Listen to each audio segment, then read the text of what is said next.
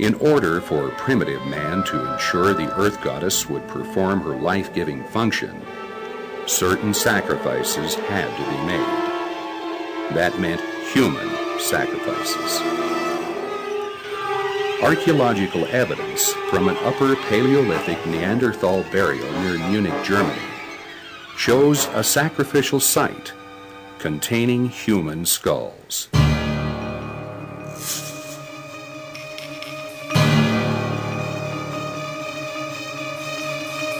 Henry Fairfield Osborne writes that in the Offnet cave there is a ceremonial burial where 33 skulls were found embedded in ochre and arranged in a sort of nest, with the faces all looking westward.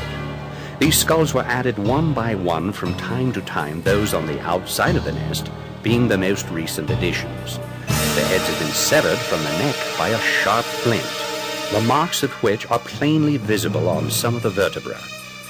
It is noteworthy that most of these skulls are those of women and young children, there being only 4 male skulls. On this account, some advance the theory of cannibalism. Regardless, these unfortunate people were offered in sacrifice, in which case decapitation was the means of death.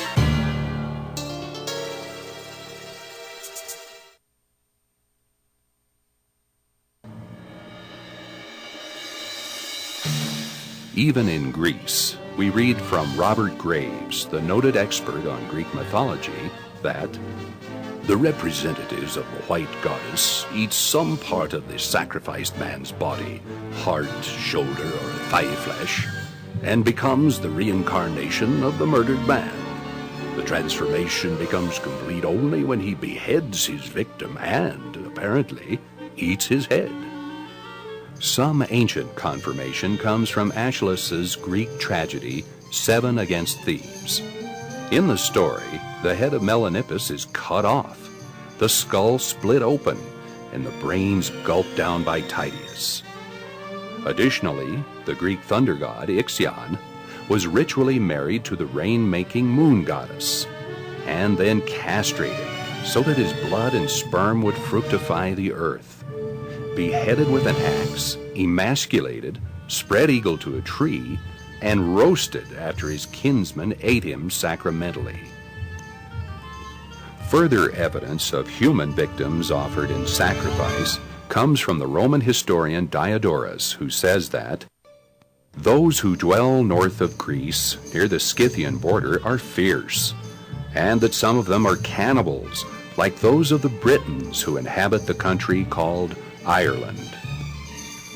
Throughout Ireland, England, and Denmark, the Celtic Beltane festival was concerned with death and human sacrifice well into the Christian era.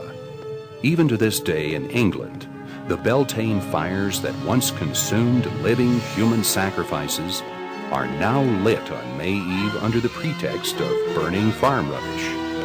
These sacrifices were originally performed for a single purpose, and that was to ensure prosperity for the coming year. To the agriculturalists, that means a good grain harvest. In dynastic Egypt, the harvest ceremony was celebrated with the ritualistic breaking up of the soil with a plow and turning it over in the fields with the blood of the sacrificed offering. These sacrifices were, in primitive times, human beings and little else.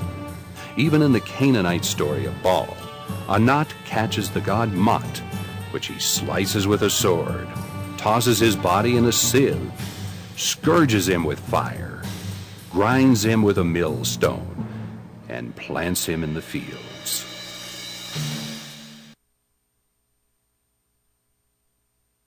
It is a little-known secret of history that the original sacrificial victims were once the priests of the temple.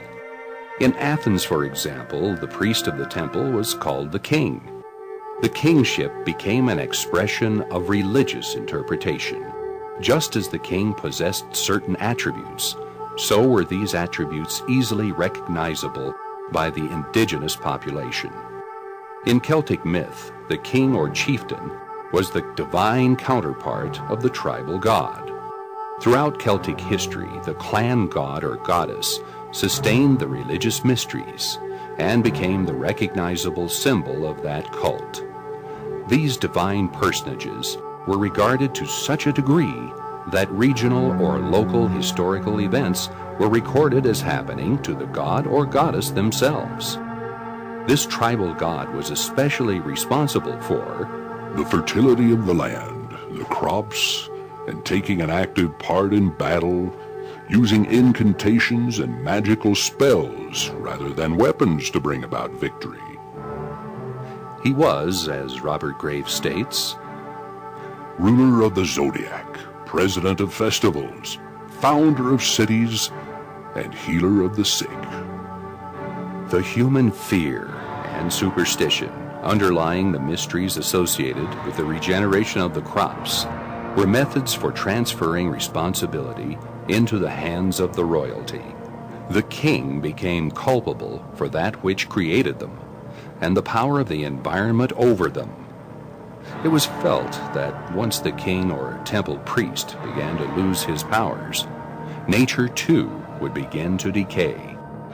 For this reason, the king was killed at the height of his virility.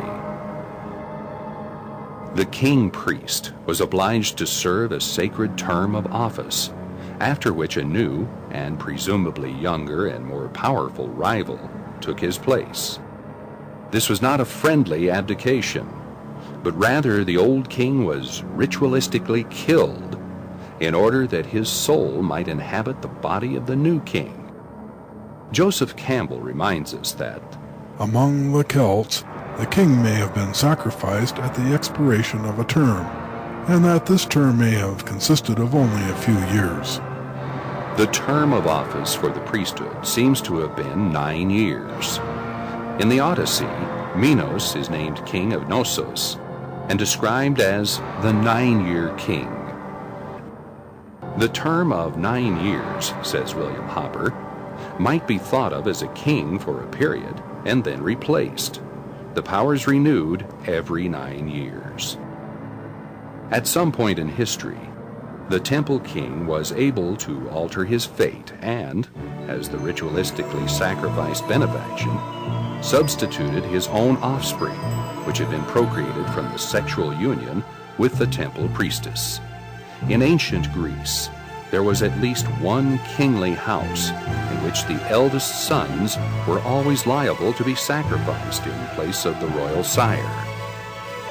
In Thessaly and probably Boeotia, there reigned of old a dynasty which the kings were liable to be sacrificed for the good of the country to the god called Hephaestion Zeus, but that they contrived to shift the fatal responsibility to their offspring, of whom the eldest son was regularly destined